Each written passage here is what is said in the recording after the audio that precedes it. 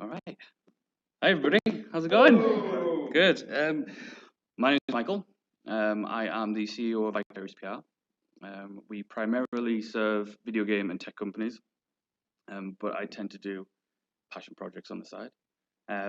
Today, I'm going to resist the urge to wander around this stage because my father was a pastor, so I grew up watching him walk around about 10 foot of stage and yelling at people. So stand still.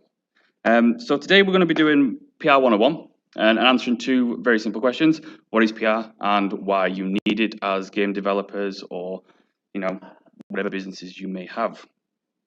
So we're going to start with, obviously, what is PR? PR, the definition by the Public Relations Society of America, define it as the strategic communication process that builds mutually beneficial relationships between organizations and their publics. That to me is very, very boring, as you may think, but in reality, it's not. I actually quite like the definition because when you think about brands, every celebrity has a relationship with their audience, whether it's one way or two way. If you think about any kind of brand, you have a thought or a feeling or an emotion to that. And the likelihood is that is the result of a PR campaign of some sort. So think about a slogan, think about brands. All of this is PR. Everything is thing. And that one is a joke at the end, by the way. So before anyone gets upset that I'm being unfair to Ubisoft.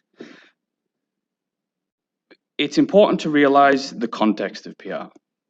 PR, if you think about it as a general thing, lots of people like to say that PR is a new thing. It's modern age, right? It's, celebrities doing whatever PR stunts on Hollywood. It's not. It's not. It's actually very old. It's not new at all. The truth is PR has always been around as long as time itself. In some way or another. We've only recently started calling it public relations, but if you think about how long companies, politicians, social structures, any kind of value-based hierarchy, one person has to rise up to the top, PR has been around in some form.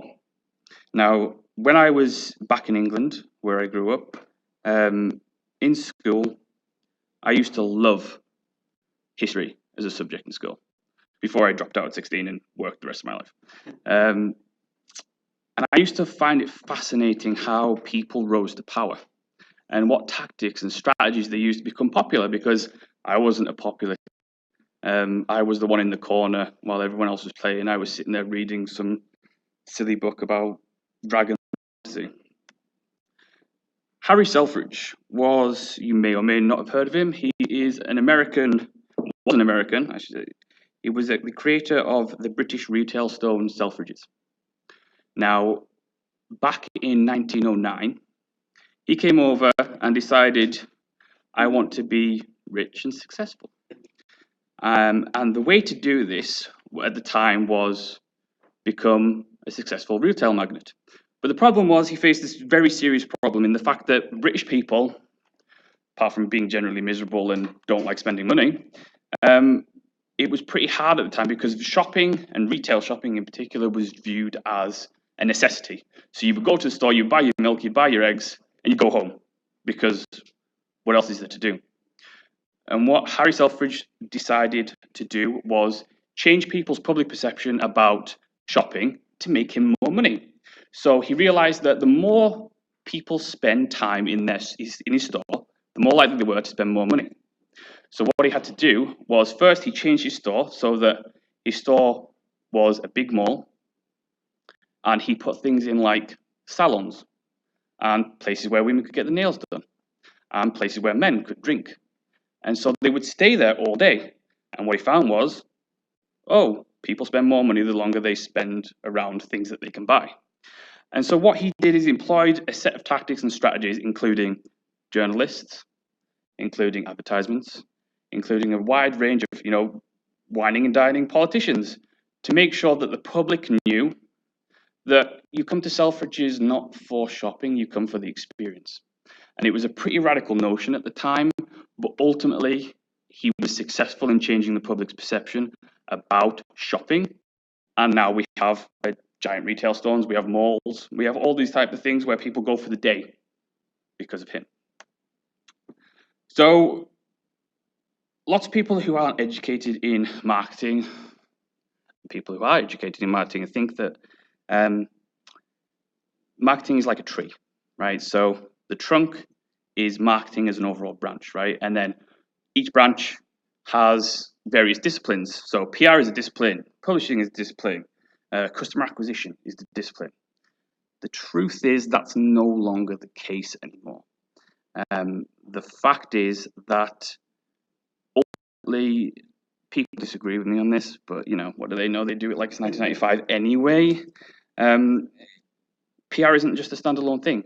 You know, with the invention of, you know, the technological advances, social media, everything is now integrated, right? Because if you look at any given, if you look like IGN or GameSpot, they don't just write articles anymore. They do video, they do social media, they do interactive posts, they do all kinds of media that journalists didn't do 20 years ago.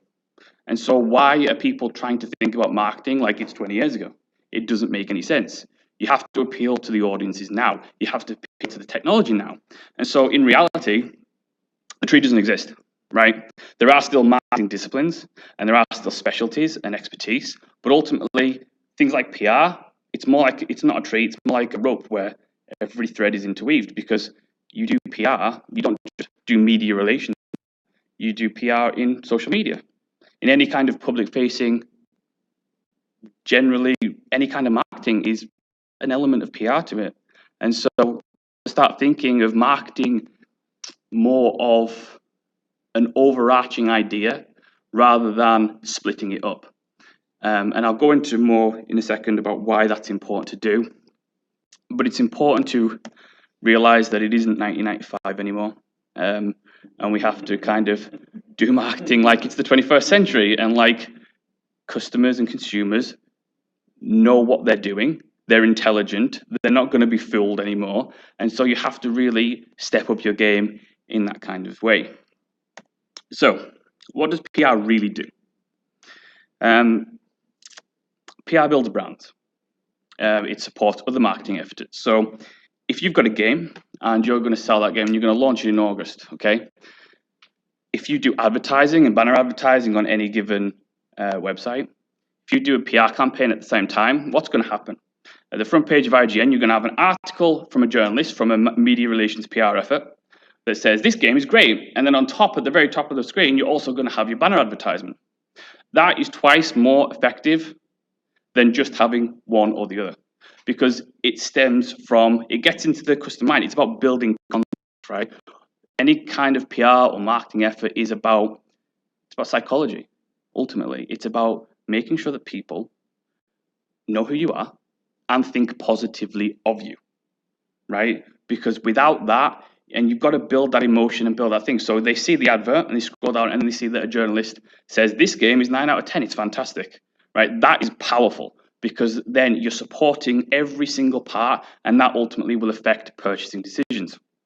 It adds legitimacy and credibility to everything that you're doing. Now, if you're an indie developer, which I know there's a few in the room, it is hard to make noise, right? It's hard to get exposure because you've got Fortnite, you've got EA, you've got Ubisoft, who are all the big hitters, and they take up all the space all the time. And how do you get around that? The simple fact is that a good PR effort, if you get you get journalists to talk about your game and to write about your company particularly, that adds legitimacy to your company, because no one's heard of you. No one cares who you are. And if someone of importance, or at least publicly important, says that this company is really cool, then to consumers and to gamers in particular, that's going to make them pay attention to you after that point. PR also creates sales. It affects purchasing decisions. It can also turn one-time customers into loyal brand followers, because ultimately, if you build a brand and you build an emotion around that brand, like for example, Nike. Nike have a really powerful brand, and they didn't start off, they didn't always have that. It was the result of multiple PR efforts over multiple years that when people think of Nike, they have a good feeling, right? You see their shoes and that's cool. It's just a shoe. It's how Nike making you feel about it that's important. Because if you wear Nike, you feel good and you feel, I'm really cool, I've got shoes on, right? And the same goes for any other product in the world ever. It's that simple. And so to be able to turn a one-time purchase into someone who's not only going to buy future products, but also tell other people about your product. And because that powerful marketing, word of mouth, is what you want at the end of the day. You want people to go out there and say, I bought this game, it's great, to a group of friends, and then that's what you want. That is the end game goal. And so to be able to do that, you have to have a brand. You have to back that brand up with multiple marketing efforts. And then once you establish your brand, that's when people turn from one-time customers to lifetime brand followers. It also helps business to business, especially for indies. I know multiple indie developers who have gone out and they went to a really big publisher and said, please give me money for my game. I need to finish it. And why? And the developer looks like a deer in the headlights. Don't know. You need to come into any kind of situation like that with leverage. And if you do a really successful PR campaign and you get placements in IGN, GameSpot, VentureBeat, wherever, doesn't really matter, even if it's just small outlets, that gives you leverage because it shows any prospective investor, any prospective PR, not PR, business partner, that you have someone's interest in your product because that's all they care about. At the end of the day, they want to sell units. They want to shift money. And so if you can show that there's interest in your product or interest in your company, then ultimately you will have more leverage when it comes to business. And also you'll generate leads that way as well. You know, people in the industry read industry magazines. So if you get a placement in that magazine, they're going to hear about you. PR also helps you define your brand and company. You know, I work with a lot of indie developers who come to me and I say to them, so what is your voice, right? What is your brand? What is your game about? What's sellable about it? What's the strengths? And they look at me and they kind of, I don't know. And so the process of PR really helps to really define what that is. And you might not know yourself, but going through the communications process helps you realize what your strengths are, what your company's strengths are, what your brand voice should be, and ultimately what the end goal should be.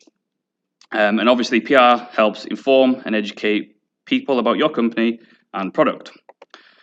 What PR does not do, doesn't lie, contrary to popular opinion. PR pros don't lie, okay? There are publicists and there are people in the world who have lied, but that's always going to happen in everything, right? If a company wants me to lie, I'll say no, and I would rather have my reputation than money.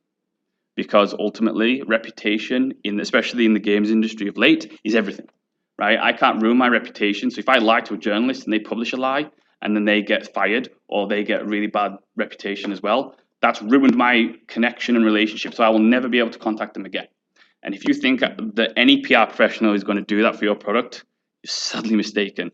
So PR does not lie, PR does not spin. And it's important to realize that before going in. PR does not provide a standalone way to success. It just doesn't, okay? Your product is what's important. Any marketing is just a multiplier. That's all it does. If you take a good product and add marketing to it, it multiplies the effect, right? Marketing by itself, PR by itself, does not mean success. And it's not a guarantee to success. Just because you throw 50 grand into marketing doesn't mean you're going to be successful. It doesn't mean you're going to sell a game.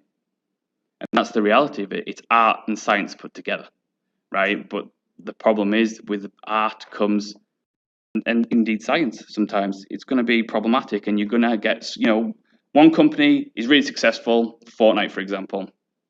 They're really successful, they sell millions of copies, fantastic, right? And then even if you watch everything that they do, you try and replicate that, it's not going to work because everything is individual. And so you have to find your way and your path to success. And PR does not turn poo into bread. Just doesn't. Okay. If your product is bad, it's bad. No amount of anything that I can say to a journalist is going to make it good. It's just the hard truth. So everything, the most important thing about any marketing and any PR is the product behind it. If your product isn't good, if your game isn't good, nothing that I can do for you will make it good. And it's important to understand that, because you'd be surprised at the amount of developers who really don't understand that. The amount of people who come to me and say, I have $5,000 to give you, please help me sell my game. And then I play it and it's broken. So what do you think is going to happen? You think what? That because I throw it to a journalist and they write a news story that this game is out, you think people aren't going to know? So it's important to really get the game right first, then everything else that follows will benefit you. So PR in video games specifically, okay? We'll move on to why you need it in 2 seconds. Video games has multiple PR agencies and marketing agencies. My company, Vicarious PR, we're actually a PR agency, but in theory, we're actually a marketing agency because we do multiple disciplines. So we technically provide marketing solutions, whatever people need. PR in video games tends to center around developers wanting social media, media relations, and influencer relations. Influencers are huge now, right? So PewDiePie has more reach than 5 of the top publications together. And so people want that. There's a couple of things important that I feel video game developers don't really understand, even though they're basic marketing principles for a long time. So there's an old saying, all publicity is good publicity. That's wrong. Video games prove that every single day, okay? And if you don't believe me, go look up No Man's Sky, right? Go look up that. Go look up Battlefront 2. Go look at EA, who's been voted the worst company. If you think good publicity, all publicity is good publicity, you're in the wrong industry. Public relations is not about press releases and events, right? That's the 2 main things. I get emails daily. People going, can you write me some press releases? I'm like, yeah, I can. Yeah, but it's not what I do. Press releases, events, media pitching, they're tools, okay? And to really be effective, you need to hire or invest in the surgeon to make the tools do a successful operation. And it's also important, especially for indie developers, to be realistic about your goals. The games industry is hard, okay? It's very hard to be successful in this industry. There is a lot of competition, which we'll go on to in a minute. So you need to be, if you're sitting there at home and person team and you've been in a garage for 3 years and you all stink and it's disgusting. If you think that you're going to come out of that and sell 100 million copies, you're wrong. Just flat out. Okay? You might be the outlier, that one person, that 1% who does it every couple of years, but the more than likely is that your first game particularly, probably won't sell well. And you need to plan for that.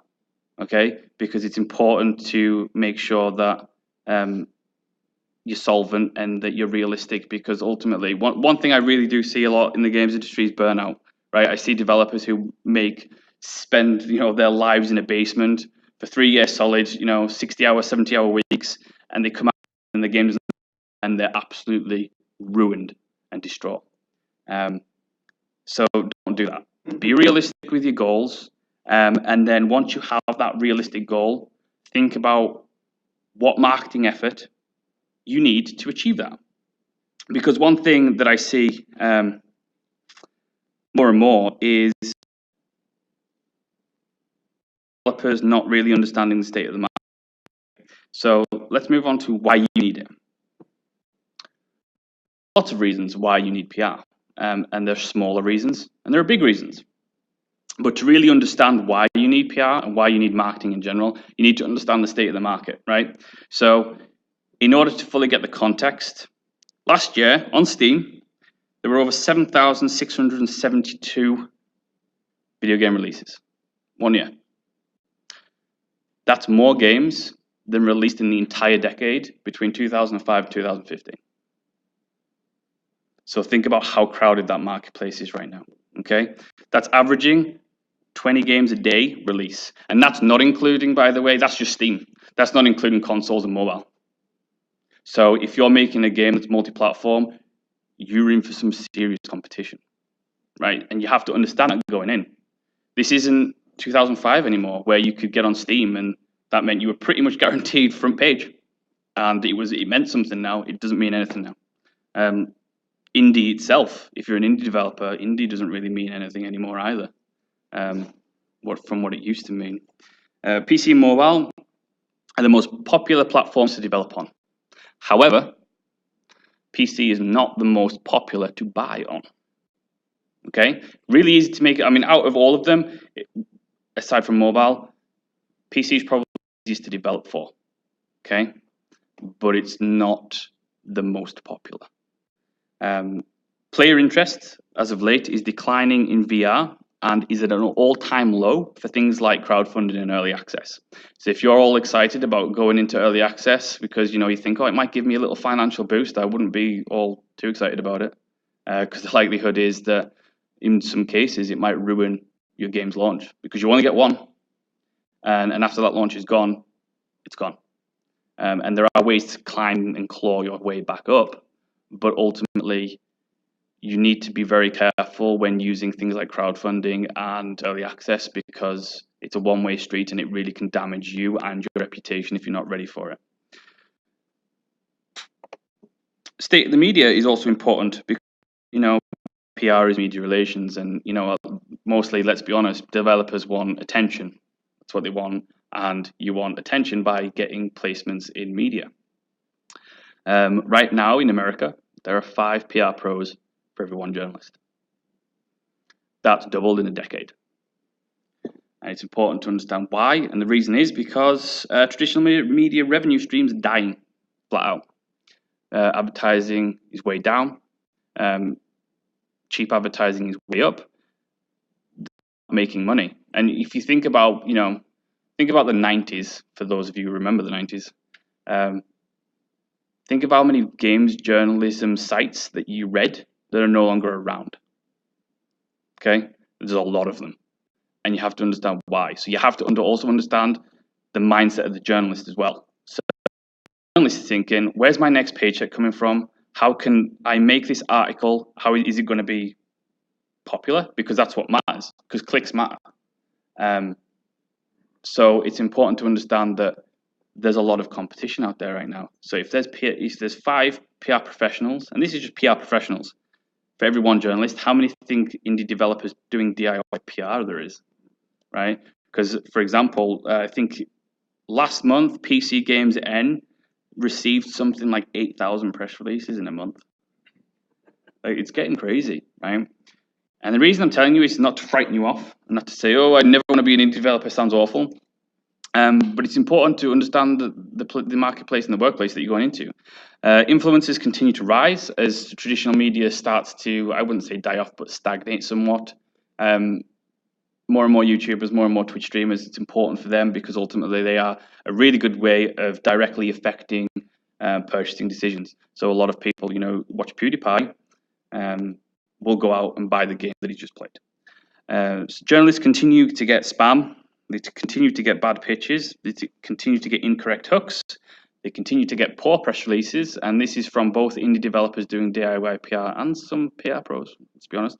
And they get a lack of research and attention to detail. And what I mean by that is, you would be surprised that when I was a games journalist, you'd be surprised the amount of people who would email me who wouldn't even bother to put my name.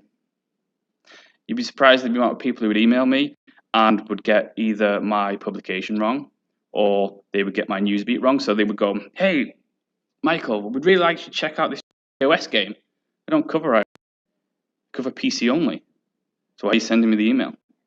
And so what I do is, when I was a journalist, I click spam, and I will never hear from you again when you need me to, especially. So if you're going to do DIY PR, and we'll talk about that in a second, but it's really important to not be lazy, which is why I actually, most of the time, unless you're really stripped for cash, I advocate that you don't do DIY PR because it can do more harm than good in a lot of cases. So it's really important to understand, the journalist that you're talking to. It's important to make sure that they're going to be to read their articles. The amount of people who do PR and don't read journalism's articles is ridiculous. Like, if you're going to be asking someone out on a date, you want to know who they are.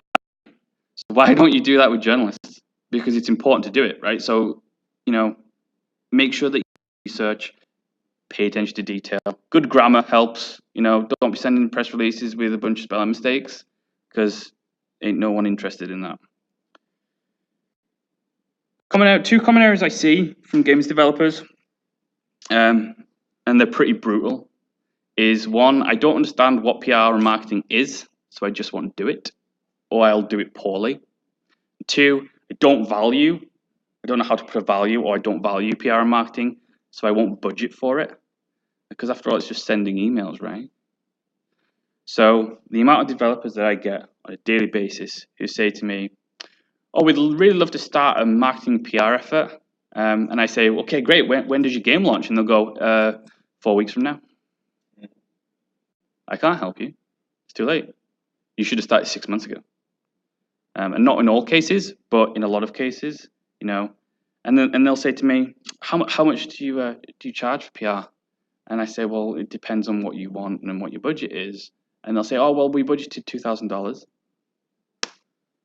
Nope, it's not going to help you. It's too late for that. And it's really quite somewhat unique to the games industry. I've worked in a couple of industries now, and games developers, you guys sometimes are in a bit of a world of your own, and I think that's partly because there's a lot of homework involved, especially for indie developers. So you're in your little bubble, you don't really get out of your bubble. Part of it is because it's passion, right?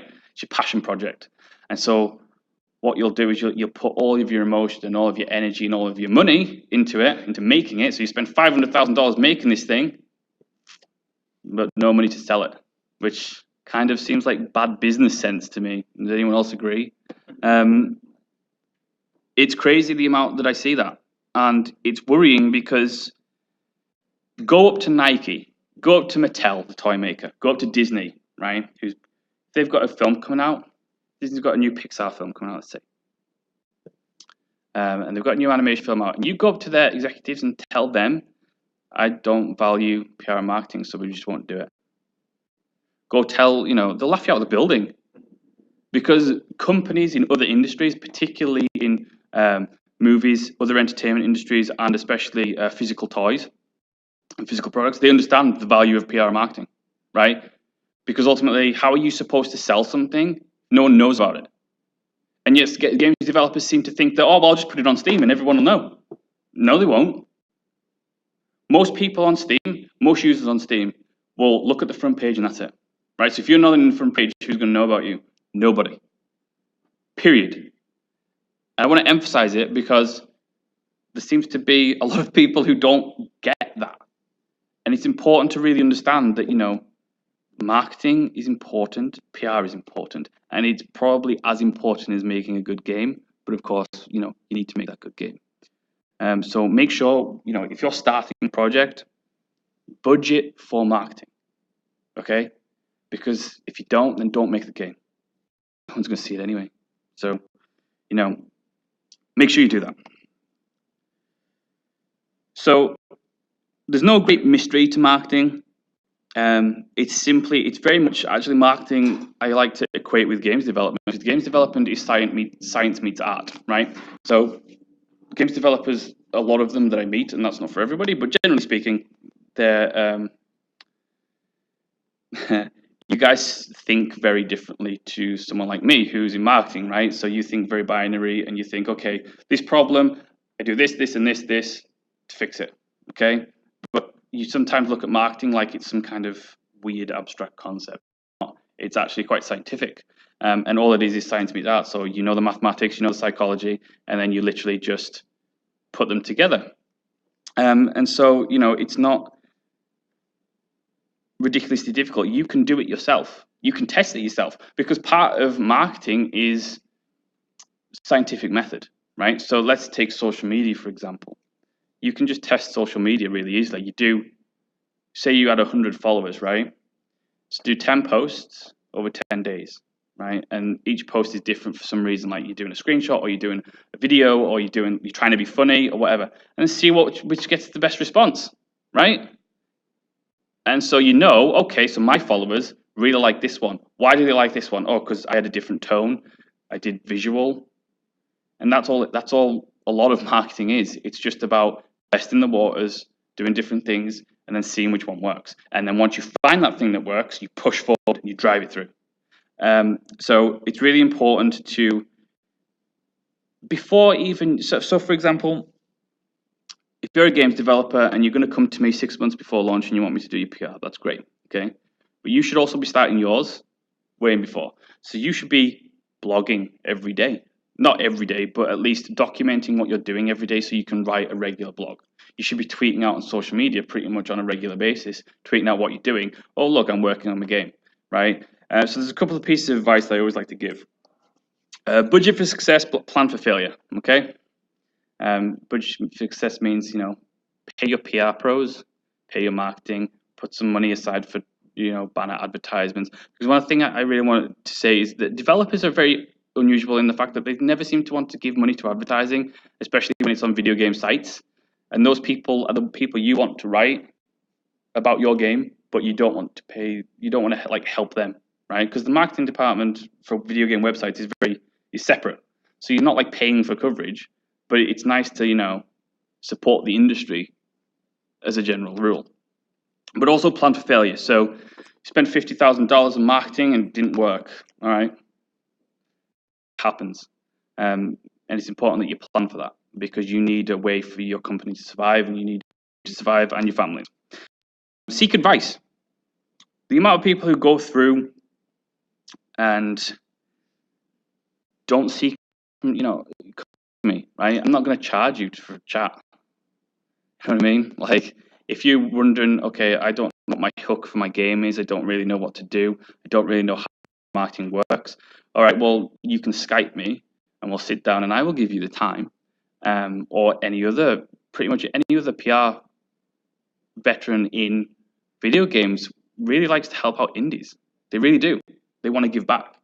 And so pick my brain. I'll help you out for free. It's not a problem, right? If you want me to do more than that, I'll charge you. But it's, it's important to seek advice because you're not an expert in everything, okay? Yeah, you know how to build a game, and that's great.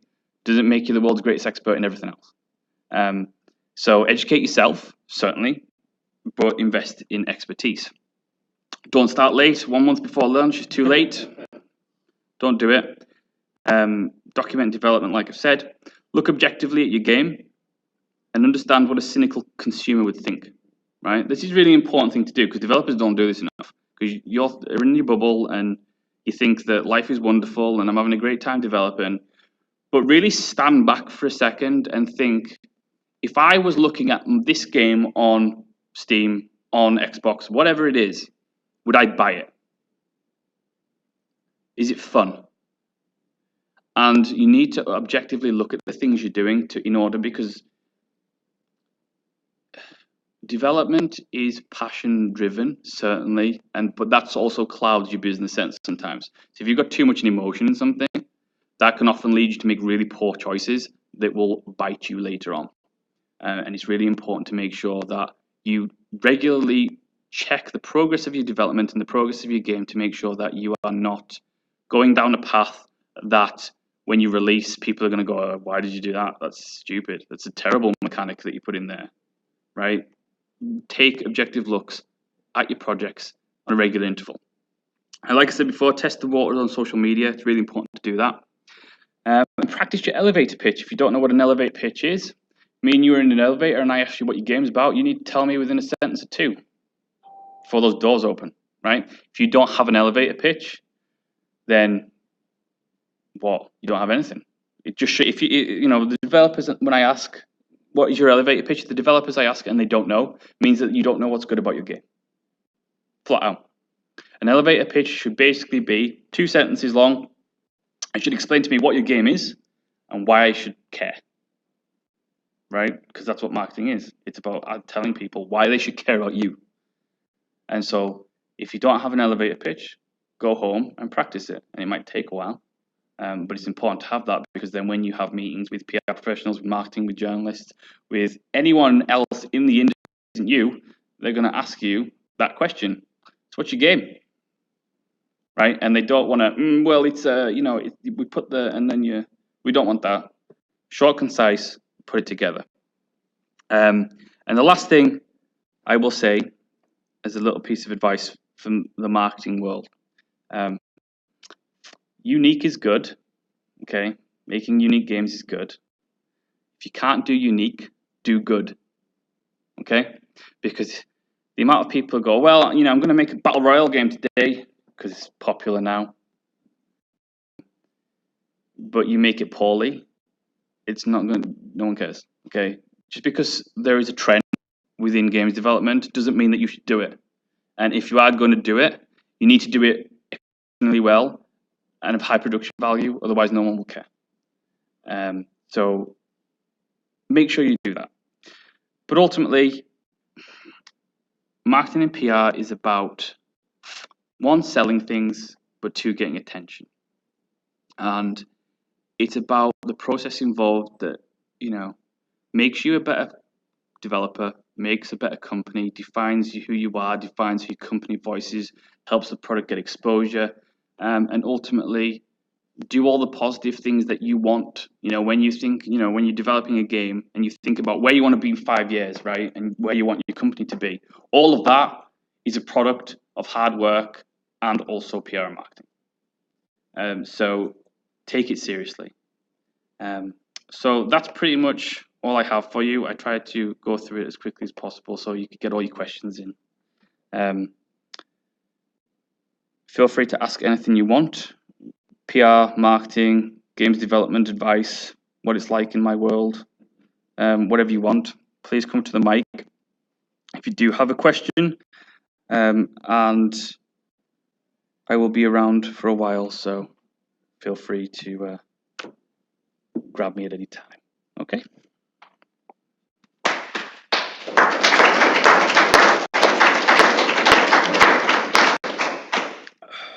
So I'll take the opportunity for the first question. So an indie dev is coming to you actually early in the process. They're a year out, they're just starting concepting, they're going to go into serious asset creation. Within the month, they're going to spend about 6 months before they think they have something that they'd be comfortable putting into outsiders' hands, and about 9 months before they would have a demo they would feel comfortable putting into general hands, and then they're hoping for launch in a year. Mm-hmm. What would you do along the way? What would a PR professional do along the way to support their efforts? Sure. So there's multiple things you can do, but it's all project dependent, right? So it depends on what your game is, who you are. Are you interesting? Is your company interesting? The way that PR works in that sense, if I didn't cover it, is that you have basically limited PR ammunition at any time. Okay, so if you've got, let's say, a video game that is an RPG, and it's 80 hours long, right? You have more ammunition than someone who just made a little Candy Crush game. Okay, so you have to spread that out optimally to keep, first, attain the interest and then keep the interest going. That will all build up to the ideal. The ideal is to build up to a point where you launch successfully with the pinnacle of hype, as we call it. Outside of major news beats, I would suggest social media is probably your best go. You really want to build a community, and that's super important because ultimately building a community will leave you in a position at any given time to have something to fall back on, right? So you need a team of people, and by a team of people I mean just random people on Facebook, to be able to, when you launch, tell other people about it, right? So if your other marketing efforts don't go well, at least you have a loyal fan base that will shout for you. So I would say in between that, you can social media is definite. And depending on what the project is and depending on what you're prepared to do as a company and what kind of money you're prepared to spend, there are multiple stunts and guerrilla marketing and all kinds of things that you can do. But it really depends on the project, right? Because it has to be thematic. You don't want to be doing stuff that, doesn't really reflect the game and doesn't really reflect you. And people have made that mistake in the past. But I would suggest social media and depending on what the game is, sit down with ask advice, sit down with a PR guy and see what you can do. I have a three-pronged question. Of course you do, Joe. It's very specific, but because it's what I'm, worrying about and stuff. So I want to know, have you seen Facebook targeted ads be successful? That's part one. Part two, how do you get your fan base to actually project if they're not that type? Because the third prong question is, my market happens to be the casual game, so women over 40, is my demographic, and they're not the same as, they don't go to Game Beat, they don't go to Venture Beat, etc. And I'm curious how you would attack that type of thing, or would you say that's not your bailiwick and move on?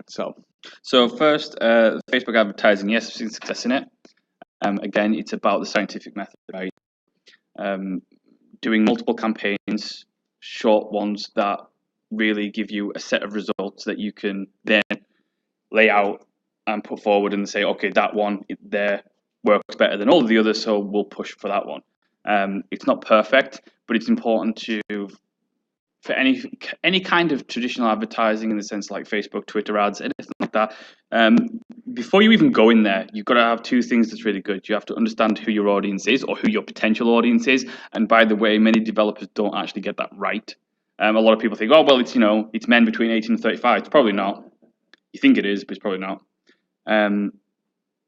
You have to get the audience right, and then you also have to make sure that the message and the visuals are good, okay? Because I could algorithmically write you a really good ad, but if the visuals aren't right, they don't appeal to your target audience, and the wording doesn't appeal to your target audience, don't care.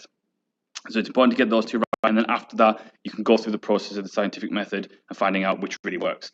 The second part is, how do you engage your community? How do you engage them? How do you get them to shout out? Become evangelists. Right, become evangelists, okay. If someone finds a perfect way to do that, let me know. I would usually advise, ask the people, just like you, right? If you want them to do something, just ask, be direct about it. Don't beat around it, don't go, oh, please share this. Just be like, look, we're really trying to push this game out. Really thank you for following. You've all been fantastic. Could you please help get the word out? Just ask them. It's okay. What's the worst that's going to happen? They're going to go, no. Ooh. Customers are people. And your biggest mistake in life will be not to treat them like so. So if you want something from them, ask nicely, and they'll probably say yeah. Not all will, but, women over 40 probably will just hit share and it'll be all right. Yeah, so I think I have to ask a little stronger. Mm-hmm. I've actually tried the subtle. Sorry, I haven't quite asked. Maybe it's more the passive aggressive, just letting it know that I would like them. It would be nice if this year, which isn't quite the same. No, just ask them. Be direct about it. Be direct about what you want. It's okay. Nothing bad's going. Don't be rude with them, but treat them like people. Don't try and say, oh, maybe you could do this. Just be assertive and say, hey, we're trying to get this out. We'd really appreciate if you share it, right? And it's okay. And not everyone is going to. And you're probably, out of the percentage of all of your followers, you're only going to have a very small percentage that you ever turn into evangelists. Right. But it's important to identify those people and support them however you can, because they will lead others. And if you can find leaders within your community of gamers, then lift them up and they will help others to follow. It's okay to be direct. And like I say, use a scientific method, right? So if you do 3 posts and ask different ways, see which one works, and then focus on that one. There's no right or wrong in social media. If you ask and don't receive, then just try again. It's okay to do it. And I'll follow up with that, Joe, with our audience, which is different from yours. The stuff that's always worked best is when we get them to create something, share whatever. So the tabletop characters and adventures they make, and ask, hey, share these out. That really goes. And with the video games, it's just grab a screenshot of your victory, your best battle, or whatever.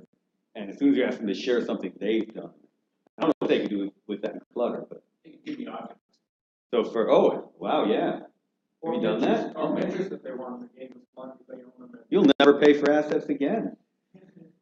There's a huge credits list. I think that's great. You can do that on the next one.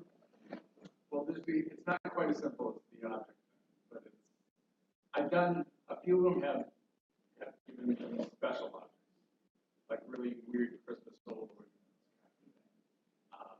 It's actually it's not cost, it's time prohibitive to cut them all out myself when I can get them on my background. I'm not going to do that, but they might do pictures, full pictures of what they'd like to, So I've got a question about live streaming for public relations. I think that's becoming a great PR tool for developers during the dev process. Mm-hmm. I don't know how many of your clients you've worked with on that. We've started to come up with our own list of do's and do nots based on what we've seen work and what we've seen fail badly for other people. Have you given any thought to this with Sure. any do's and do nots for live streaming for game devs? So many. I would say don't be fake. Okay. Things are going to go wrong in a live stream. Don't panic either. Okay. There's nothing worse than two developers going, I don't know what to do, and swearing and going crazy. It's okay to be embarrassed when you're on live stream. It's not normal to be in front of a camera. Like, it doesn't feel normal, and that's a natural human reaction to be like, this is embarrassing. I feel strange. People are looking at me. I don't know what to do. I can't speak anymore. What's going on? That's a natural reaction, and just own that, right? Own the fact that you're embarrassed to be there. You're a bit awkward, and just be human. But once you get practice at that, then you push through it, and then you kind of get used to it. And it's just about, it's like learning to drive a car, right? You're really bad at it first, but do it enough times, and you'll get good. Well, most people. Not so sure about George drivers though. But no, I mean, I think practice makes perfect with live streaming in particular. It's something that you just need to get used to, and the more you practice, the more you do it. It's also important to prepare, right? Don't go into it thinking that you're going to wing it, because that's like the worst thing that you can do. Because as soon as that camera hits you and you press live and you're winging it, then you're going to sit there and go, I have no idea what to say, and that's that. Prepare a format. Prepare what you're going to say. Doesn't have to be word for word, but the major points, and then go through it. So even if it was a terrible thing, you still did something. And I would say, try and watch some of the really successful streamers and break down what they do. If you watch it and you think about it, you can break down the kind of things that they do. Like, oh look, every 10 minutes or so, they try and engage with the chat. And things like that. So practice is most important, because ultimately all it is sitting in front of a camera and talking to people who may or may not be watching. And the more you do it, the more comfortable you be, and the more comfortable you are, the more everything will kind of fit into place, because as soon as you're comfortable, you automatically, by osmosis, make everybody else watching comfortable. So the more you do that, the better. So practice often. And don't worry about screwing up, because you will definitely screw up, and it's okay to do it. Don't stress out about it. Anyone else?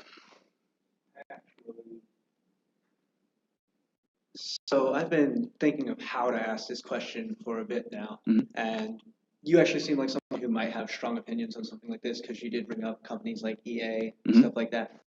So this is kind of a two-pronged question. He asked a three-pronged question. I got a two-pronged question. So with as you said, PR is not about spinning things. Mhm. It's generally about promotion and doing things right. So I know the key answer to this question is generally money, but how do you think, other than just money, how all these companies who should probably be losing money are keeping control of all this bad PR they're getting? A good example being EA, who has been getting bad PR for years and years with these practices that are not consumer friendly. And what is your advice to companies in general to be consumer friendly? Okay, yeah. So first part of that is, why do companies still successful after bad PR? That depends on who they are and the scandal of which it was. However, I will say this, right? With any company, let's take EA as a perfect example. There is a large silent majority, right? And there's a very loud minority. And so the loud minority usually exists on the internet. And so what they'll go is, EA is the worst company in the world, and yet everybody still buys their games. So why is that? Well, both can't be right all of the time.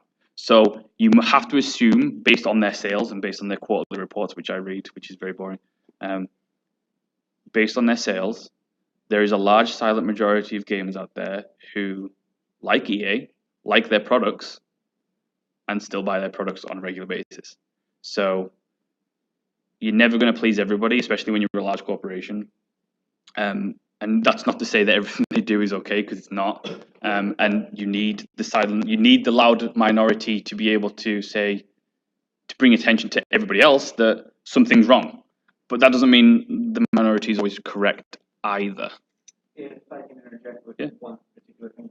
So I understand a lot of that with companies like EA and stuff like that. It's completely opinion based. But there is a lot of things, for example, I guess you could still argue that most things are subjective, but I'm going to say that most people would agree that objectively, when EA did something like literally hiring their own protesters, like that's just objectively wrong and not consumer friendly at all. Like, why is there a silent majority, you think, in something that is costing people as a whole so much money? Because not everybody cares. It's the truth, right? I'm a father of 5, right? Now, if I wasn't in video games, do you think I would care about EA's bad practices? I would just want to sit home and play on Xbox for 30 minutes before I have to feed my children.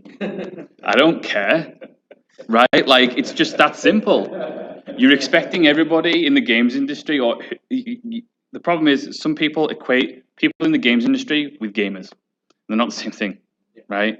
There's a lot of people on the internet who really care and are passionate and enthusiasts, and they have opinions on everything. But there's a silent majority who work for a living, want to come on and play video games, and don't really care about the politics behind them. And that's just the truth of it. And so when you look at EA and you go, how did EA still exist after this? It's because most of their customers, you think about the products that they make. EA Sports, it's a big division, right? So FIFA, which I love, NFL. You think people who play Madden really care that EA is bad, so to speak? They don't. They come home, they want a beer before they have to listen to how their wife's day was or their husband's day was, and they want to sit and play NFL for 50 minutes. That's all they care about. They don't care about the inner workings of the games industry. And it would be a mistake to think that most people do, and that's why EA and others like them can sometimes do things, and they don't always get away with it. Let's be fair. I mean, you look at Battlefront 2, they put all those loot boxes in, and that game did not sell well at all. So there is backlash to doing bad things, but they stay successful because ultimately the silent majority don't care. And it's not that they wouldn't care if you fully explained it, but they don't have time. So with that, I actually think I figured out how I really wanted to ask my second question a little better. Yeah, sure. There it is. So what is, because as I said, I think you're someone who probably has a good opinion on this. What do you think is the actual, this is a dirty question to ask, but what do you think is the actual benefit in that if there's this huge silent majority to putting in that extra effort, and I'm someone who believes in this, but putting in that extra effort to be consumer friendly? Okay, what so is the real benefit? I'll tell you what it's mostly for. I'll tell you what the benefit is. It's mostly for smaller companies, right? Because EA can do what they basically want and still make money, right? Most people aren't there, and so the benefit of smaller companies being consumer friendly is that you get those loud people on your side who then inform the silent majority of your game, which then gives you sales. It's good to be nice, right? And nice pays off, generally speaking. But what, especially as a company, you're on thinner ice than EA as a smaller company, because ultimately, if you do something wrong, you will never sell a copy, right? Because that loud majority who hates EA and hates every big major corporation out there, they're going to single in on you like it's Christmas, right? Because just look at how many developers try to get away with asset flips and that kind of thing on Steam. Where are they all now? They're all taken off Steam, and a lot of them went to court. And so if you do something wrong as a small person, you're going to get singled out and your business is going to get ruined. If you do something right as a smaller developer, that usually leads towards goodwill, and that is the foundation of building a brand. Because you want consumer goodwill, and they say they're a really good company, I'll buy their game again next time, and I'll tell other people about it. So I suppose, the reality is not everyone is equal in the games industry, and that's just true, right? EA can do as much bad crap as they want, and they will always get away with it, right? But anything smaller than that will not. And so you have to play the game. They're not in your game, just flat out. You have to play on a different playing field than they do, and will probably always have to. And yes, it's unfair, but it's just life. And it's my job to make sure that you play your game on your field as best as possible. Anything else? I think we have time for one more. Well, I'll just reiterate the goodwill point. My company, we don't exist without the goodwill of our customers. And we just did a Kickstarter, which is solely responsible because of goodwill we built up over 20 years. Mm-hmm. And it is very much about not only being nice, and treating our customers as real people, but understanding that they are exactly the people we would be. I'd like to think I'd be buying my own games, and therefore these are the people I would want to be gaming with personally. So yeah, any other thoughts on building up that goodwill? We do contests. Obviously, we'd like to meet with them in person. We definitely respond to their emails. Anything else? Yeah, I mean, it's just, all it is persistence, right? Like stuff like that. It's just persistence. There's no reinvention of the wheel going on here, right? You're not going to suddenly sit there and go, I have a new way to interact with my customers. Most of the ways to interact with your customers have been done 100,000 times before, right? But it's important that you just do them, right? You'd be surprised that people go, oh, well, how do I make goodwill? And I say, well, you've got to regularly interact on social media and you've got to do contests. And they go, oh, yeah, that sounds great. And then they don't do it. And then they come back to me and go, why haven't I generated any goodwill? Because you didn't do it, right? And a lot of interaction with communities and interaction with your followers is just about regular, persistent communication. Right, and that's what the basis of it. You have to do it. You have to make time to do it. Spend 15 minutes a day tweeting out. Right, schedule it in. I make all of my staff, my company, spend 30 minutes a day during their workday talking to people on social media, talking to journalists, because those relationships are important, even though it's digital and we've never really met. Those relationships are important, so schedule it in. It's important to be productive like that. So, there's no special sauce, so to speak. You just have to do the things that other people have done and consistently do them and test the waters and see which works and see which doesn't. But that's all we got time for. Well, I wanted to thank you all for coming and listening to me rabble on for an hour. If you have anything to talk about afterwards, just feel free to grab me. So thanks very much.